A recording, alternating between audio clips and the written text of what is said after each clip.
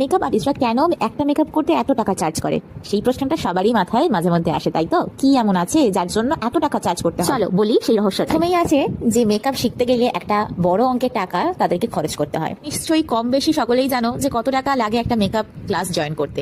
Second আসি যে প্রোডাক্টগুলো, সেই প্রোডাক্টগুলোর কস্ট কত সেগুলো নিশ্চয়ই তোমাদের ধারণা। একটা ফুল ক্লিয়ার মেকআপ রাখতে গেলে বা একটা মেকআপ আর্টিস্ট হতে গেলে মিনিমাম অনেক রকমের মেকআপ প্রোডাক্ট রাখতে হয়। কোনো কিছুরই দাম 500 টাকা থেকে তো স্টার্টিং হয় না, 1000 টাকার ওপর থেকেই স্টার্টিং কম করে। আর যদি ভালো প্রোডাক্ট রাখতে চাও তাহলে 3000 4000 টাকা থেকে শুরুই হয় একটা মেকআপ প্রোডাক্টের দাম।